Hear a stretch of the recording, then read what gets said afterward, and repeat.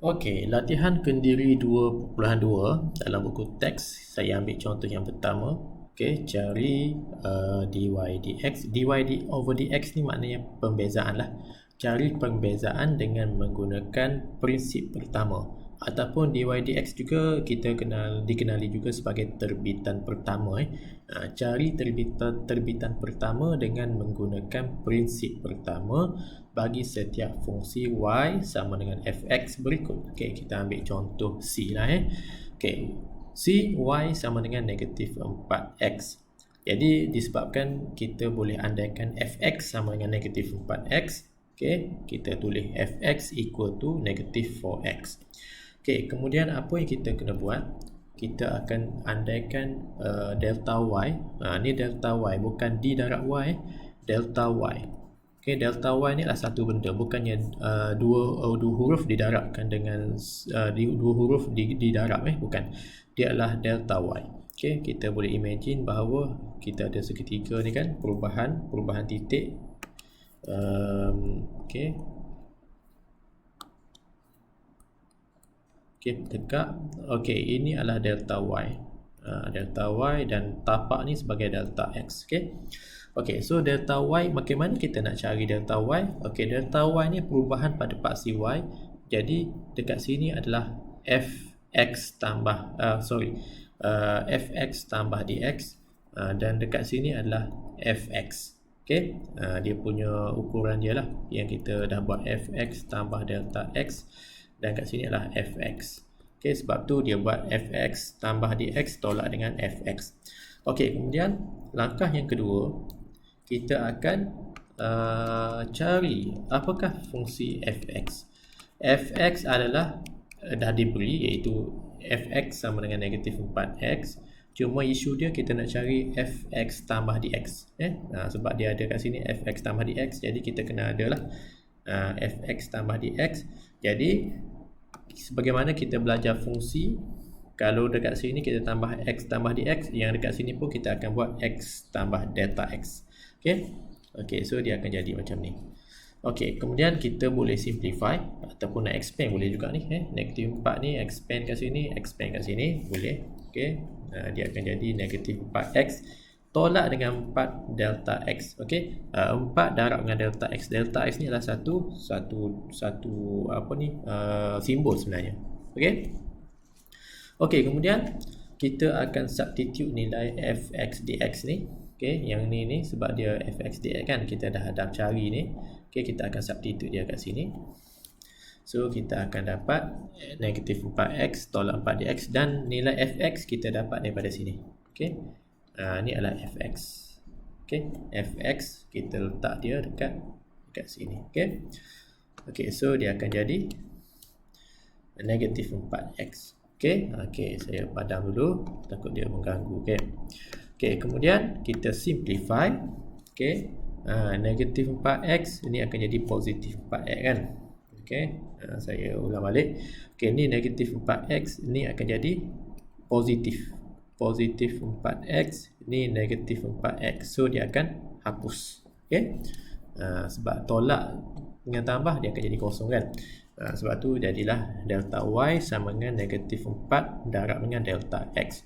Kemudian bagaimana kita nak cari pembezaan? Pembezaan sebenarnya sama dengan delta y bahagi dengan delta x. Jadi kita bahagikan dia dengan delta x di both side, kedua-dua kanan dan kiri kita bahagikan dia dengan delta x. Jadi tinggallah delta y over delta x sama dengan negatif 4. Okey, memandangkan dalam pembezaan, kita menganggap terbitan pertama akan berlaku jika kita menganggap perubahan pada delta x tu menghampiri sifar. Okey, jadi disebabkan dalam ni tak ada nilai delta x, jadi kita ambil direct lah. Kita ambil direct bahawa dy dx sama dengan negatif 4. Okey, ini contoh yang pertama. Kita tengok contoh yang kedua yang melibatkan kuasa 2. Okey, 6x kuasa 2. Okey, yang ni mungkin lebih jelas bagaimana kita nak mengaplikasikan idea of heart dalam mencari terbitan pertama. Okey, langkah yang kita ikut adalah kita jadikan fx sama dengan 6x square. Okey, y itu sama dengan fx kan. Y sama dengan fx, jadi y sama dengan fx sama dengan 6x square.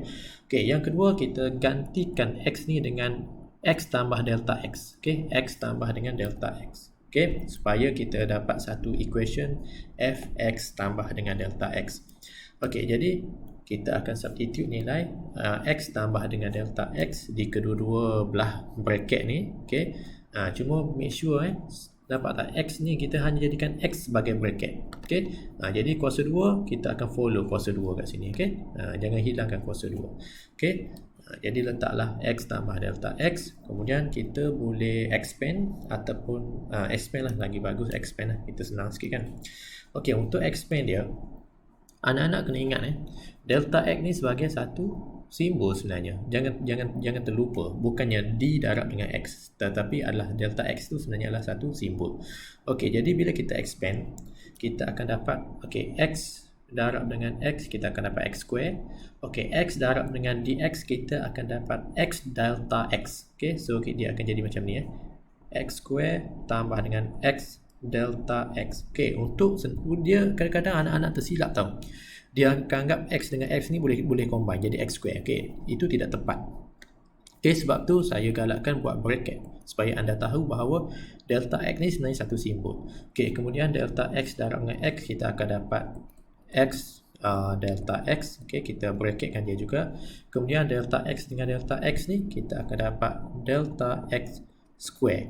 Okey, delta x square, bukannya d square x square, sepatutnya delta x square. Sebab tu saya buat bracket. Okey, so kita simplify, kita akan dapat macam ni Alright. Okey, so itu untuk kita expand dia. Okey, kemudian kita akan nak darab dengan 6 pun boleh. Okey, kalau nak darab dengan 6 pun boleh. So kita simplify, sebab apa? Yang ni kita boleh combine. Okey, dia punya x campur x jadi 2x lah. Kita combine jadilah 2x. Okey, kemudian kita boleh kita substitute ke dalam equation dy ni. Kita nak cari perubahan delta y kan. Delta y sama dengan fx dx tolak dengan fx. Jadi yang ni kita boleh substitute dengan nilai yang kita cari kali 6. Kemudian fx ni kita ambil daripada sini. Okey, ni kita masuk kat sini. So jadi kemudian kita simplify. Untuk simplify ni, yang pertama sekali kita kena expand 6 ni. Kita expand, kembangkan 6. Okey, so kita akan dapat sebelum itulah saya buatlah. So kita akan dapat 6x square tambah dengan 12x delta x, ini saya bracketkan dia, tambah dengan 6 delta x square tolak dengan 6x square. Okey, kalau kita pertimbangkan, kita dapat tak? 6x square dengan tolak 6x square kita boleh hapuskan. Kita boleh buat cancellation loss, sebab 6 tolak 6 tinggal kosong. Okey, kita boleh cancel. Okey, sebab tu jawapan dia di delta y sama dengan 12x dx tambah dengan 6 dx square, delta x square. Okey, kemudian kita nak terbitkan, nak cari terbitan pertama, kita mesti bahagikan dia semua dengan delta x. Okey, semua sekali ni bahagi dengan delta x. Okey, bahagi dengan delta x. So yang ni akan cancel. Okey, so yang 6 yang terakhir ni buang delta x, so tinggal kuasa 1 je. Okey, that's why kita akan dapat delta y bahagi delta x sama dengan 12x tambah 6 darab dengan delta x. Okey, dalam prinsip pertama, untuk mendapat dy dx, iaitu terbitan pertama, atau juga untuk mendapat pembezaan, kita mesti mengaplikasikan idea of had, iaitu dy dx ataupun terbitan pertama sama dengan had apabila delta x menghampiri sifar. Jadi kita akan tengok dalam equation ni yang mana ada delta x, kita akan jadikan dia kosong. So dalam ni 6 akan darab dengan kosong, sebab tu 6 darab kosong terhapus, maka tinggallah 12x. Okey, itulah yang dimaksudkan dengan terbitan pertama menggunakan prinsip pertama. Okey, alright.